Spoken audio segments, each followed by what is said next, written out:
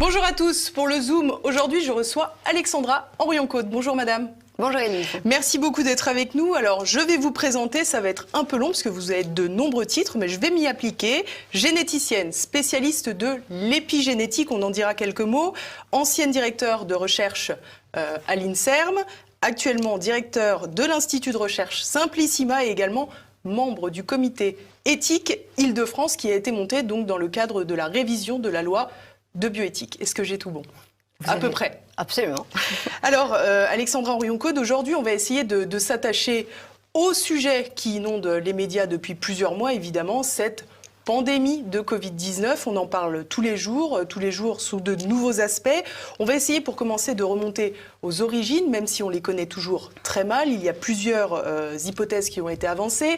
L'hypothèse du fameux pangolin, l'hypothèse de la chauve-souris, l'hypothèse également du laboratoire qui est situé donc à Wuhan, là où on a situé le centre du départ de l'épidémie, qui était aussi très proche de ce fameux marché aux poissons qu'on a ciblé. Alors pour commencer, on va y aller petit à petit. Que fait-on dans un labo P4, le fameux labo P4 de Wuhan? À quoi sert un labo P4? J'aime pas les acronymes, vous le savez. Donc ces laboratoires qu'on appelle P3, P4 sont des laboratoires dont le niveau de précaution, de sécurité va être croissant en fonction du nombre. C'est-à-dire plus le nombre est élevé, c'est-à-dire le P4 étant le plus élevé, plus les précautions, les systèmes de sécurité pour les personnes qui travaillent dans le laboratoire vont être élevées. Voilà, donc ça c'est... Et évidemment, on imagine que c'est en correspondance avec le matériel qui est manipulé, le matériel génétique, virologique. Voilà, le but étant de limiter la dangerosité des expériences qui sont faites pour ceux qui travaillent dans ces enceintes-là. Et pour ceux qui sont autour aussi. Bien sûr. Parce qu'effectivement, il y a des systèmes de ventilation, de pression dans les différentes pièces qui visent à ne pas propager un virus qui pourrait sortir de là. Voilà. Après, toute enceinte, tout château fort a des failles qui sont des failles humaines. Et il n'existe pas de château fort inviolable. Et on a vu l'expérience, après avoir critiqué le laboratoire P4 de Wuhan, en France, à Lyon, où en fait un SDF a été retrouvé à l'intérieur de l'enceinte parce qu'il y avait trouvé un certain refuge où il était plus au calme. Donc il était parvenu en tous les cas à y pénétrer. Alors, si on prend l'hypothèse pangolin-chauve-souris, c'est ce qu'on appelle la zoonose, la progression entre guillemets du virus qui peut passer de l'animal à l'humain. On sait que ça existe, c'est possible. Oui, oui, absolument. C'est un virus. Le coronavirus fait partie de ces virus dont on a vu qu'il pouvait passer de l'homme, du chameau à l'homme, du chat à l'homme. Et globalement, il circule beaucoup, par exemple, chez la chauve-souris, chez le furet, et puis aussi le fameux petit pangolin. Voilà. Alors, il a eu bon dos, le pangolin. On a vu aussi qu'il y avait d'autres théories, d'autres hypothèses. C'est d'ailleurs ce qu'a mis en avant le professeur Montagnier. On en a beaucoup parlé, plus du tout.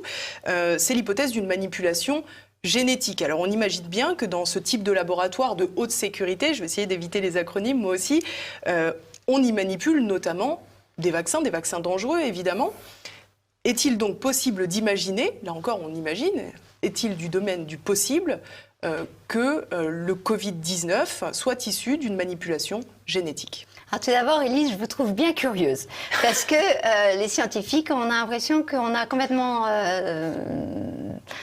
déserté ce niveau-là d'investigation, que pourtant Didier Sicard disait il est très important que nous ayons une piste à peu près solide sur l'origine de ce virus.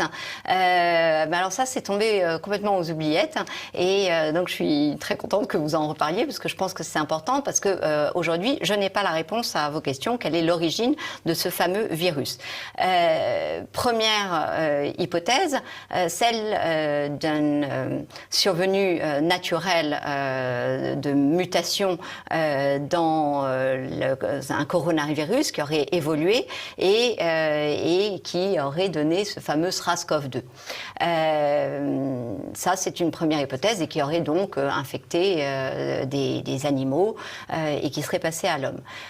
Deuxième possibilité, quand on regarde la séquence du génome de ce virus, on est immédiatement interpellé par l'existence de petites séquences qui sont un petit peu comme des petites signatures d'autres séquences qu'on connaît par ailleurs et qui confèrent des fonctions, qui donnent la possibilité à la machinerie des cellules de faire des choses avec ce fameux virus.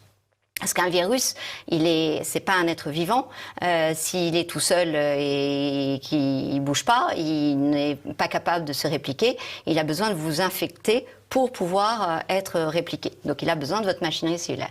Et là, ce qui est intéressant avec le SRAS-CoV-2, c'est que l'existence, il y a une petite séquence, pour moi, entre S1 et S2, qui est unique au SRAS-CoV-2. Dans l'alignement qui peut être fait sur tous les coronavirus dans toutes les espèces animales et humaines donc on pourrait se dire c'est arrivé par hasard, c'est un nouveau virus.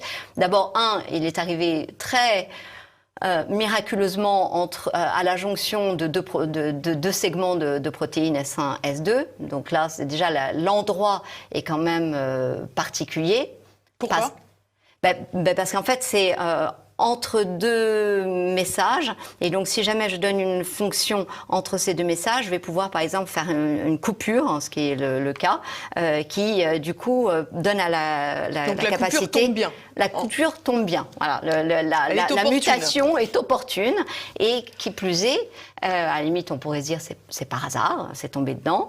Mais l'autre chose qui est vraiment étonnant si on pense à une évolution naturelle, c'est qu'elle donne une fonction chez l'homme d'être reconnu par la machinerie humaine et justement, du coup, d'être possiblement répliqué.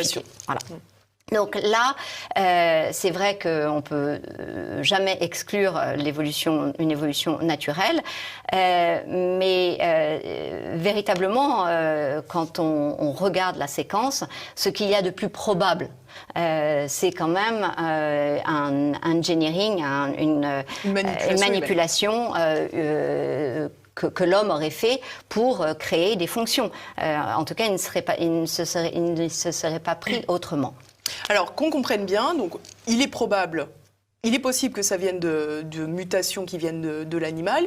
Il est aussi probable, voire plus probable, que ce soit issu d'une manipulation humaine. Pour autant, cela ne signifie pas que la manipulation humaine avait pour but de créer une pandémie mondiale, comprenons-nous bien. C'est exactement cela, et c'est pour ça que j'aime pas trop parler de l'origine du virus, puisqu'on est encore au stade de supputation, et que des façons de sortir d'un virus, elles peuvent être quand même multiples, même dans des laboratoires P4, parce que, encore une fois, l'erreur est humaine, et nous l'avons vu à Lyon. Et quand on arrive à avoir un SDF à l'intérieur d'un laboratoire, on peut imaginer qu'un virus se faufile à l'extérieur. Une étudiante, peut-être en phase en doctorante ou autre, ou même quelqu'un de plus expérimenté, fatigué, des erreurs peuvent être commises.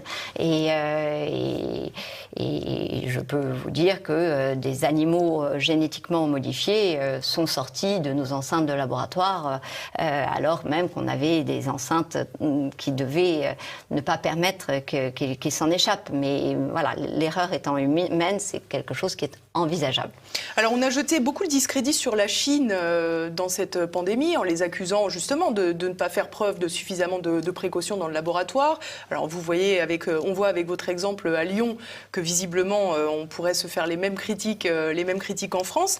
Quel est le regard que vous portez justement sur la Chine qui, je crois, va multiplier ses laboratoires sur son territoire? Oui, alors ça c'est... Alors le regard sur la Chine, c'est que déjà les scientifiques chinois et les dits experts n'ont pas joué le jeu. N'ont pas joué le jeu de la transparence, ont indiqué des chiffres qu'aujourd'hui on sait qu'ils ne pouvaient pas être vrais. À nouveau, personne n'en parle sur le fait que quand même on a eu une fausse communication de la Chine. Et c'est ces mêmes experts qui, lorsque le virus arrive en Europe, en Italie, arrivent immédiatement au chevet des Italiens en disant rassurez-vous, nous savons gérer. Donc première chose, déjà, vous ne faites aucune autopsie. Alors ça c'est curieux parce qu'effectivement lorsqu'un nouveau virus arrive qu'on ne connaît pas et qu'on ne sait pas quelle est la menace en fait, mais qu'on a le premier patient qui meurt du virus, on se dit oula, donc ça peut faire mourir les gens, donc logiquement on va mettre en place un protocole d'autopsie complète des patients en prenant toutes les précautions nécessaires. Mais sauf que là ils se sont fait véritablement, je vais utiliser un gros mot, enfumer et non, je vois pas d'autre mot possible, ils ont obtempéré à ces recommandations qui leur étaient de surtout pas faire d'autopsie. C'est bien regrettable parce que on aurait dans la prise en charge évité beaucoup de morts, notamment en France, parce que on aurait compris pourquoi les patients suffoquaient. On n'aurait pas tout mis la charge au niveau pulmonaire, mais compris qu'en fait c'était vasculaire et que il fallait apporter toute une réflexion anticoagulante, ce qui nous a été dit de surtout pas faire aussi. C'est comme les corticoïdes aussi, on nous a expliqué qu'il fallait pas en les prendre. Les corticoïdes, il fallait pas en prendre et qu'en fait, exactement. Voilà.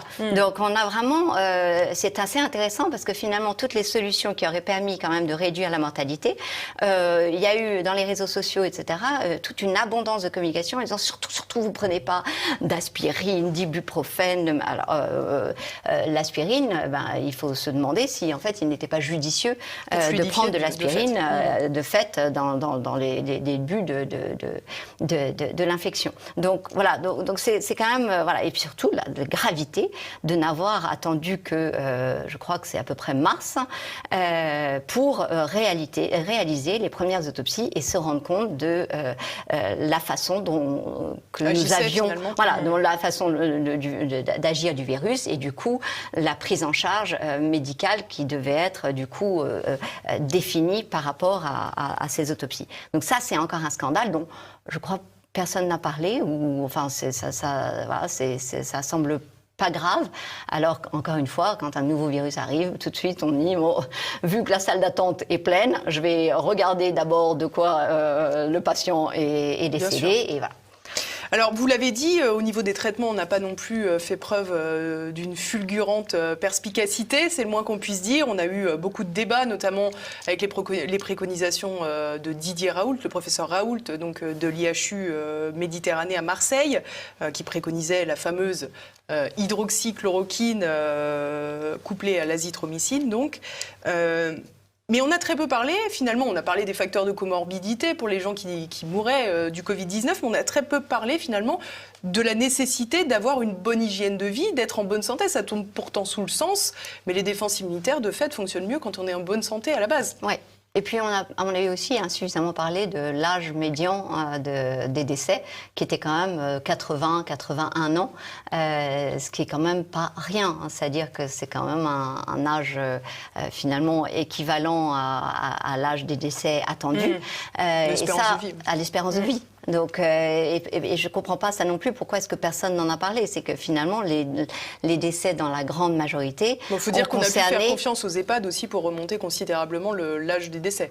Je ne sais pas si les décès des EHPAD étaient pris en compte comme Covid-19 ou pas Covid-19. Donc, il faut voir aussi au niveau comptabilisation. De fin mars, je crois. À partir de fin mars. Donc, vous voyez, donc, voilà, du coup, et du coup, dans l'absence de soins qu'ils ont reçus, ou ou la raréfaction, on va dire, de soins, et notamment affectifs, et on sait comme l'affectif est important pour les défenses immunitaires, c'est difficile de faire sa comptabilité là-dedans.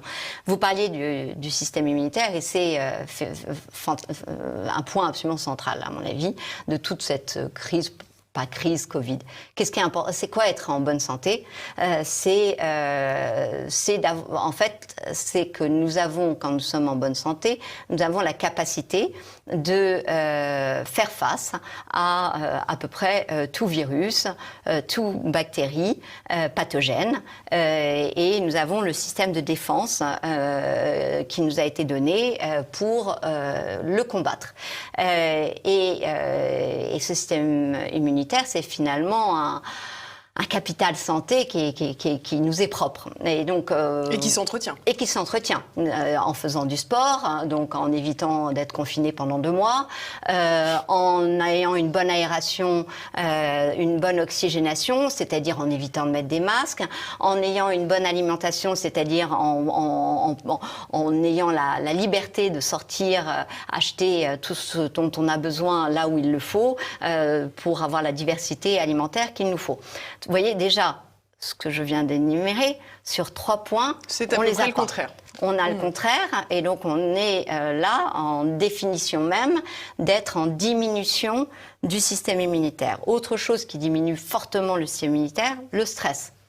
Plus, si je vous mets à nouveau en quarantaine dans une chambre de ce studio et que je vous fais peur à longueur de temps et qu'après je vous sors de ce studio, je vous garantis que votre système immunitaire a été affaibli et que vous risquez de tomber malade, non pas parce que vous étiez avec un facteur de comorbidité, mais véritablement parce que vous avez affaibli vos chances de combattre normalement le virus ou la bactérie. Et puis l'autre aspect, c'est que ces virus et bactéries peuvent venir de l'extérieur, mais ils viennent souvent aussi de nous-mêmes. C'est-à-dire qu'en fait, on crée des déséquilibres dans notre flore bactérienne ou virale qui font que, en fait, tout d'un coup, on va devenir malade. Alors, Alzheimer a même une piste de cette petite bactérie qui est déséquilibrée au niveau de la bouche et qui, du coup, monte dans le cerveau. Donc, vous voyez l'importance d'une bonne aération de la bouche pour éviter ces déséquilibres qui peuvent se créer et éviter des Alzheimer, des diabètes et autres maladies qu'on nous dit chroniques. Alors, je comprends ce que vous m'expliquez, mais on a l'impression que tout cela, c'est dans le monde idéal, avant crise, que finalement, tout ça, c'est de la prévention, mais que quand on est un peu au pied du mur, il y a quand même des moyens de protection à mettre en place. Et je pense évidemment au masque. Si on n'est pas évidemment obligé de courir avec un masque comme on peut le voir parfois dans la rue. Ou de conduire avec un masque. Ou de conduire avec un masque quand on est tout seul dans sa voiture. On peut peut-être considérer que les endroits effectivement surchargés en personnes, où l'aération ne se fait pas très bien, on peut considérer que les risques de contamination sont plus élevés et que la balance bénéfice-risque, là encore, penche peut-être davantage en faveur du masque, puisqu'on va le porter une demi-heure dans la journée. Alors, vous avez donné dans votre question les éléments de la réponse. Vous avez dit quand on est au pied du mur. Alors, je vous pose la question, Élise, est-ce que vous pensez qu'aujourd'hui, nous sommes au pied du mur ? En tous les cas, il semblait que le pays l'était au moment du 17 mars. Oui, mais là, on est d'accord qu'on est aujourd'hui. Et donc, aujourd'hui, on a l'avantage d'être aujourd'hui, ce qui fait que nous avons les chiffres et les observations de ce qui nous a précédé. Et donc, nous avons un petit peu plus de vision sur la prise en charge médicamenteuse qui finalement, où on voit que le cocktail d'un macrolide, d'une antibiotique macrolide de type azithromycine, de zinc et pourquoi pas, pour dire un gros mot, de plaquenil, a quand même un effet notable sur les patients lorsqu'il est donné au début de l'infection. Donc, Aujourd'hui, ça veut dire quoi? Ça veut dire qu'on sait quand même globalement traiter les cas de Covid. Deuxièmement, qu'il y a une raréfaction des cas de Covid, même si par les tests, on en diagnostique de plus en plus. Il ne faut pas faire l'erreur de penser que nous sommes toujours dans une épidémie. Si vous regardez ces courbes et ces dynamiques que je vous montre et qui sont vraiment très intéressantes, elles nous donnent justement cette dynamique et cette évolution. Qu'est-ce qu'elle représente? Elle représente le temps de doublement de morts. C'est-à-dire combien de temps il va me falloir pour que je double le nombre de morts. Alors ça va être 5 jours, 4 jours, 5 jours, 6 jours, et c'est de plus en plus espacé.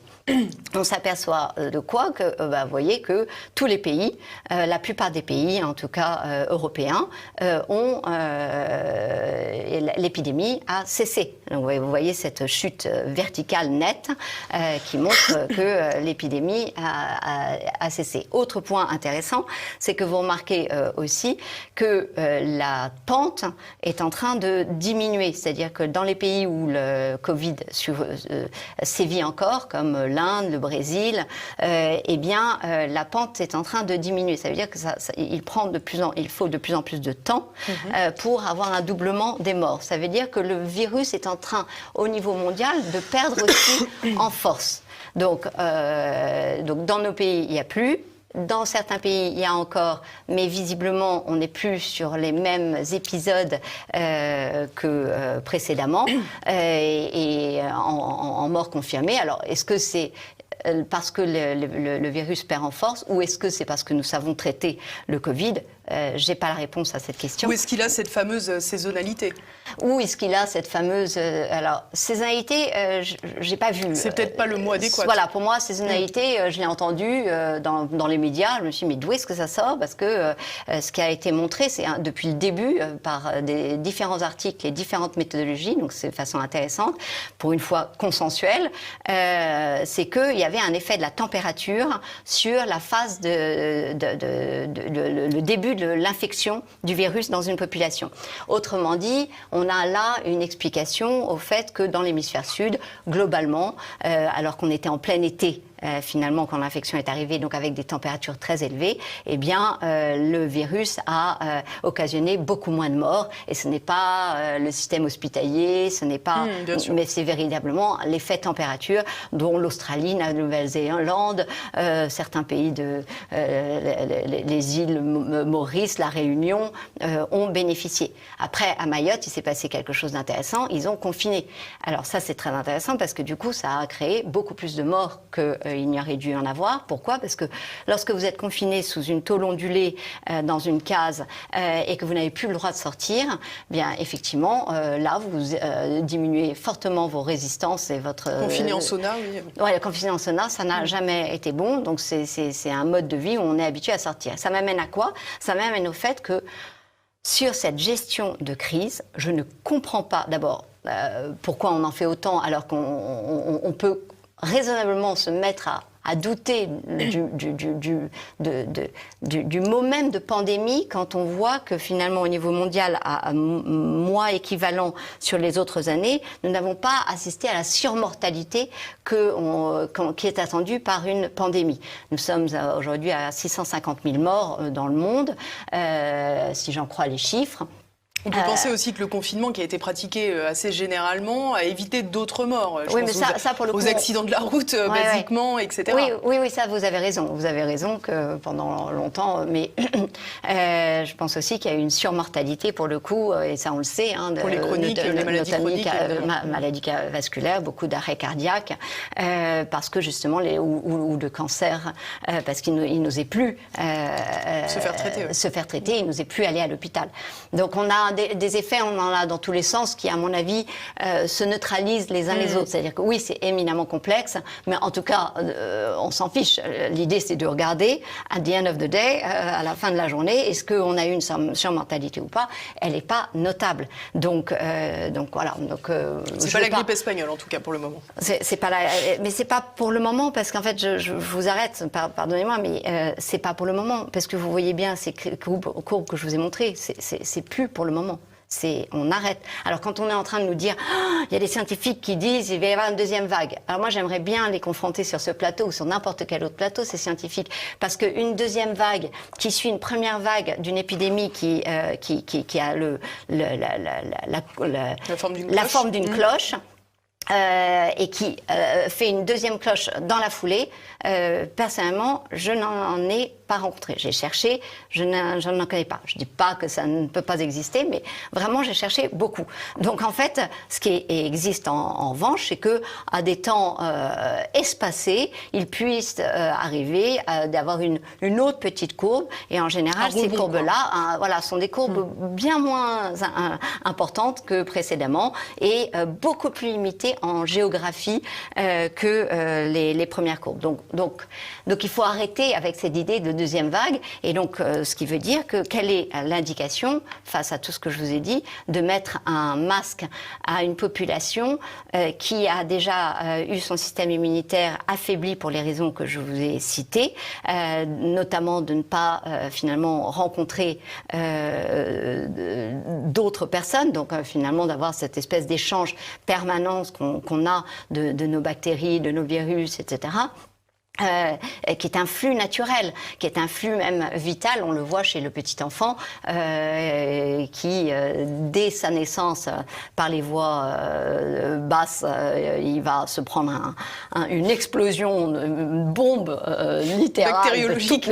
Il a une attaque bactériologique et après ça, il a d'autres attaques bactériologiques, si en plus il est mis au sein ou même avec les biberons, on essaye de stériliser, etc. Mais enfin, il a plein d'attaques bactériologiques. Et comme si c'était pas assez, de toute façon, dès qu'il va pouvoir avoir manger de la terre, il va manger de la terre, manger les clés, pardonnez-moi, et etc., etc. Donc en fait, il va porter à la bouche tout un tas de... C'est pas parce qu'il a des tics, c'est pas parce que c'est un grand malade de l'oralité, parce qu'il les tête pas, vos clés, votre trousseau de clés, il le suce. Donc on voit bien là qu'il s'expose. Alors je ne dis pas donner des clés dégoûtantes à tous vos petits bébés, mais on voit bien quand même qu'on a ce besoin. Et la personne âgée, de la même façon, elle a ce besoin. Je ne connais pas vraiment de personnes âgées qui n'aiment pas qu'on leur prenne la main longtemps. Je ne sais pas, alors j'imagine qu'il se passe quand même beaucoup de choses par le toucher, mais je pense qu'il y a aussi cette espèce d'échange dont ils ont besoin. Ils ont besoin physiquement pour leur état, leur bien-être, et l'hypothèse est lancée, et pourquoi pas pour aussi enrichir leur bactériome parce qu'ils ont moins de rencontres avec l'extérieur. Donc voilà, c'est assez paradoxal parce que c'est au moment où on découvre toutes les merveilles du fait que vous êtes plus de bactéries que de cellules humaines et l'importance de cette richesse qui est votre, on dit microbiome, c'est l'ensemble de toutes vos petites bestioles, et on découvre toute la richesse et l'importance, et paradoxalement, c'est le moment où on dit, on va appauvrir ça en vous collant un mouchoir, et moi j'aime bien dire, Élise, et si avant cet épisode de folie collective qui nous mène dans le mur d'une économie abîmée colossalement en profondeur, je vous avais dit, prenez un mouchoir. Certains mouchoirs, parce que vous êtes gentille, complaisante. Et obéissante. Je ne sais pas si vous l'étiez à l'époque. Maintenant, vous l'êtes devenue, ça c'est certain. Et je vous dis, crachez 2-3 fois sur votre mouchoir.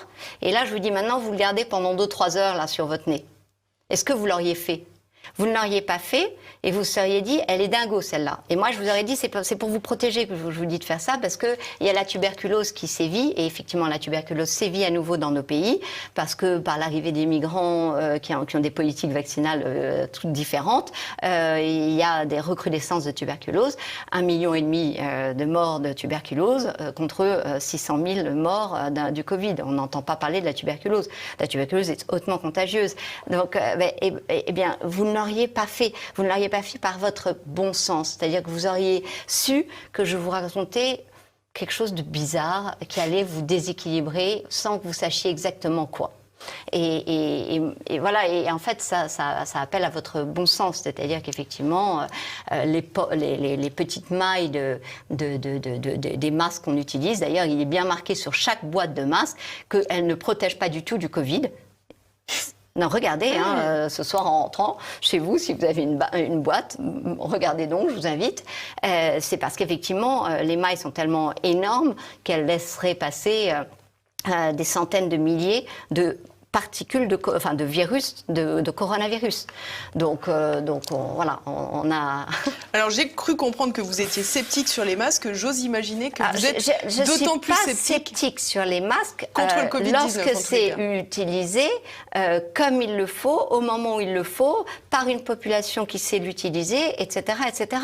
Donc j'étais une des premières à dire que et le masque dans les pays asiatiques, ça avait permis de freiner. Pourtant, ils n'avaient pas confiné. Donc ça dépend. En fait, à chaque fois, vous voyez, le confinement à Mayotte, ça a été une catastrophe. Donc en fait, ce qui est important, c'est de se dire, est-ce que notre population, elle est tactile, elle a tendance à mettre la main au visage, ou elle a un rapport au corps plutôt froid.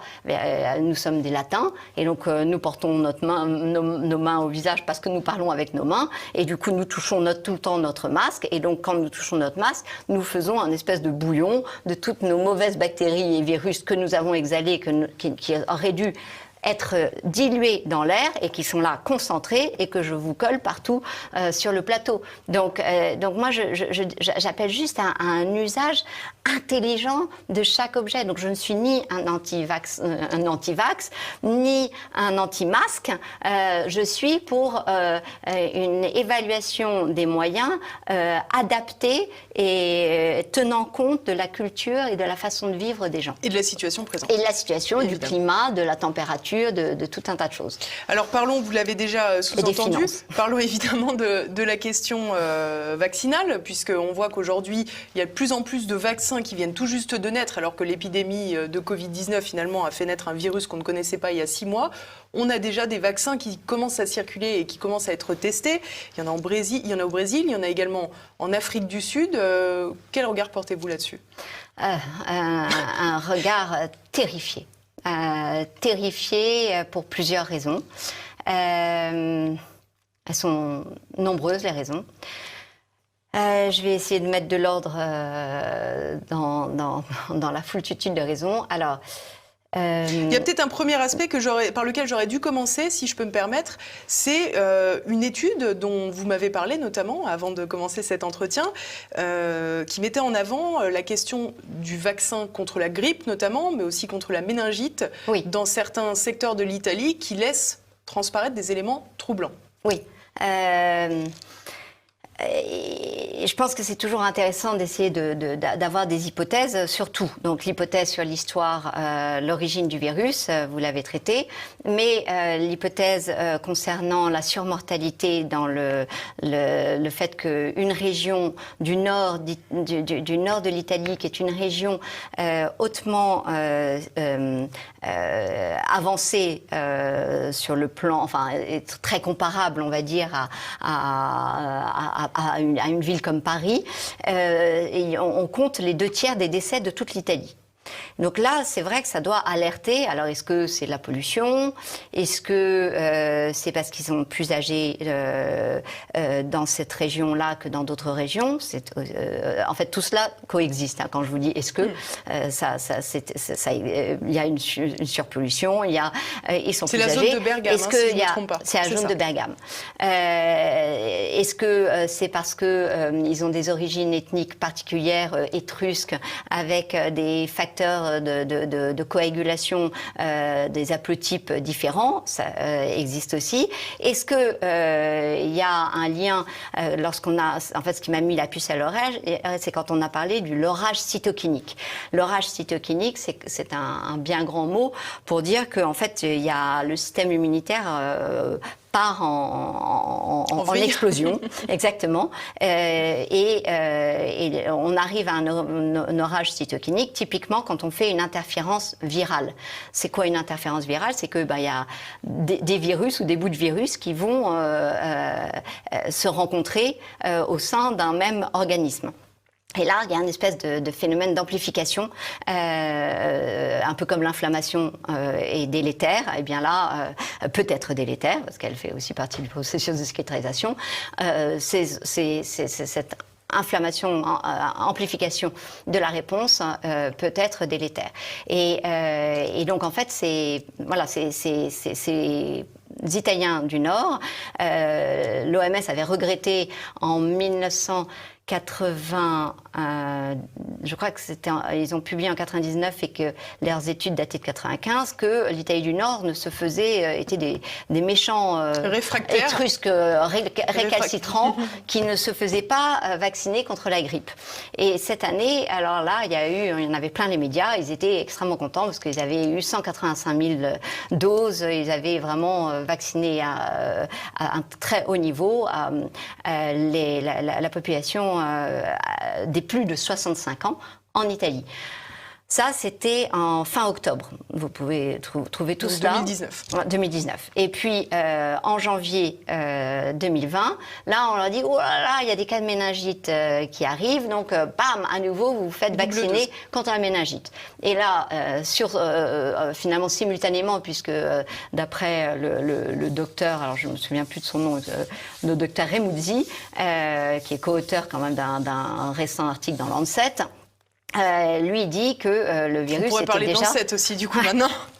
Le virus sévissait déjà depuis octobre 2019, vu les spécificités de la pneumonie clinique qu'il a pu analyser. Eh bien, donc vous voyez un petit peu cette population âgée qui se retrouve dans un contexte idéal d'interférence virale. Et là, plus forte raison que personne n'a jamais nié finalement que quand on administre un vaccin, il fallait le faire sur un organisme sain. En bonne santé, exactement, même si on a tendance à l'oublier. Ou de la même façon, lorsque vous avez été vacciné, il est important que vous ne rencontriez pas un virus dans la foulée parce que vous avez ce même phénomène qui peut survenir. Et il y a cette étude donc, dont vous parlez, qui est effectivement très intéressante, de l'armée américaine, qui a repris plusieurs milliers de patients non vaccinés et vaccinés, et qui a regardé finalement la survenue d'infections respiratoires, autres que la grippe. Moralité, lorsqu'on regarde ces études, on doit au minimum discuter sans plus attendre de l'indication qu'il y a à vacciner notre population âgée cette année, où on sait que le Covid circule encore, même si l'épidémie dans son cycle est terminé, le virus circule encore, parce que sinon on a une chance, d'après ces études, d'augmenter 1,5 fois à 2 fois la possibilité d'avoir certaines infections respiratoires, et notamment véhiculées par le coronavirus. Donc, vous voyez, ça fait partie de ces choses que j'aimerais voir discuter. Parce que, évidemment, personne n'a la solution, ni moi, ni personne. Mais au minimum, on doit en discuter pour rapporter peut-être des éléments de la littérature que les uns ou les autres, auxquels les uns et les autres sont confrontés. Donc, cette année, effectivement, il est important de questionner, après le vaccin contre le Covid même.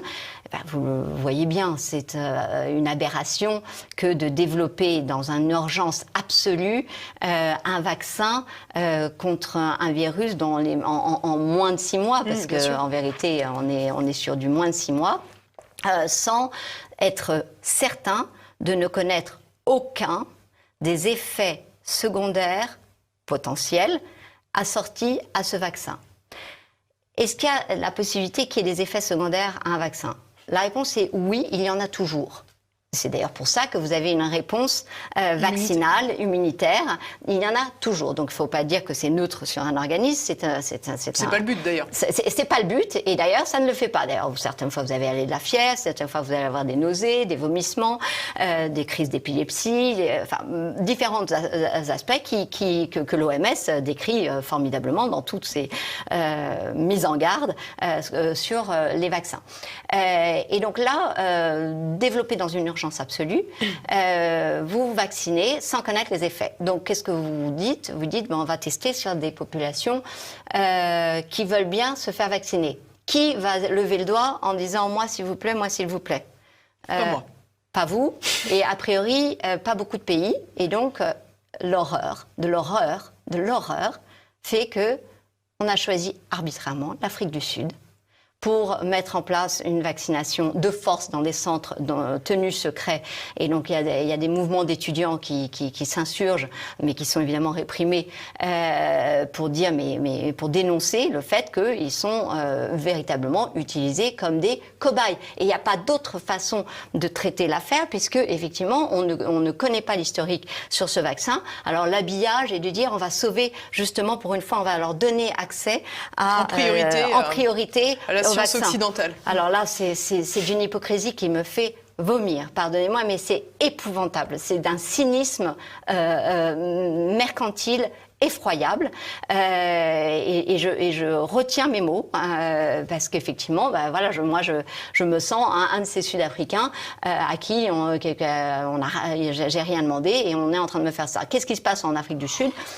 La courbe, elle est effectivement, l'épidémie sévit là-bas, mais elle est assez plate, c'est-à-dire elle laisse à penser qu'on va redescendre très logiquement, très naturellement, comme dans 100% des pays où il y a eu le Covid-19. Il n'existe pas de pays où on est continué l'épidémie est continuée à flamber bien longtemps. À chaque fois, il y a cette même courbe qui...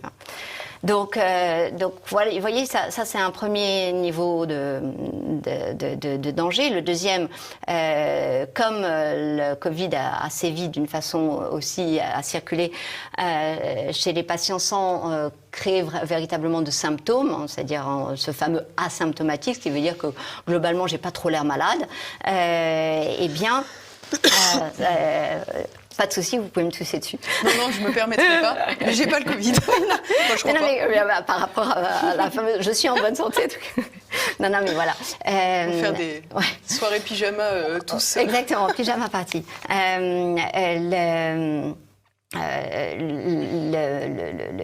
L'exposition. Alors, du coup, je me suis un petit peu perdue. C'est ma faute. Non, c'est pas votre faute. C'est l'exposition des asymptomatiques donc, au Covid est réelle. C'est-à-dire que c'est pas parce qu'ils n'ont pas eu de symptômes qu'ils n'ont pas eu le Covid. Et là, vacciner quelqu'un qui a eu le Covid sans le savoir, c'est à nouveau le mettre en danger. Parce que pour les mêmes raisons d'interférence virale, notamment, par exemple, je ne sais pas si vous avez été exposé à la tuberculose, et que vous risquez d'avoir contracté la tuberculose, on ne va surtout pas vous vacciner parce qu'on sait qu'on va faire ce phénomène d'amplification. Il y a à une plus chance. forte raison qu'on ne sait pas grand-chose sur l'immunité du Covid-19. En plus, mais de toute façon, on sait suffisamment de choses sur les virus pour avoir cette précaution qui fait qu'on ne vaccine pas quelqu'un qui a été exposé à la maladie. Donc là, à nouveau, ça c'est quand même une mise en danger de gens qui ont rien demandé à personne. Troisième niveau, là, le cours de la bourse de Moderna est en train d'exploser, un laboratoire qui s'appelle Moderna. Et là, c'est très très grave parce que c'est un vaccin dont le mécanisme repose sur un flux d'informations qui ne peut pas ne pas avoir des effets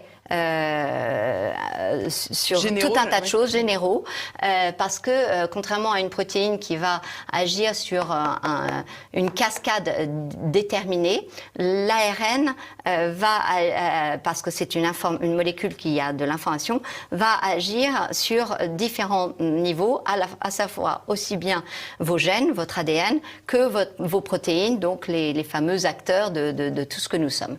Et donc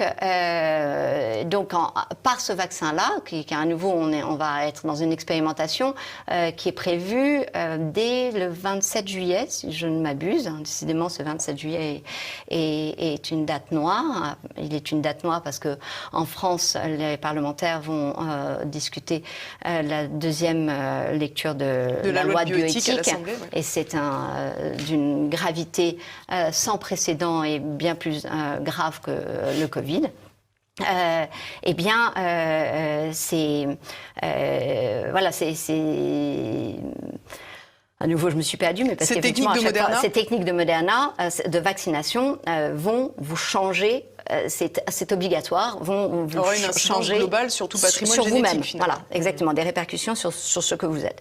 Et voilà. Et le cours de la bourse de Moderna est en train de flamber. Voilà. Pour conclure, Alexandra Henrion-Caude, on a explosé le temps. Je vois qu'en régie, on me met des petites lumières rouges. On va quand même conclure. J'ai le sentiment... Qui se reflète sur votre blouse blanche.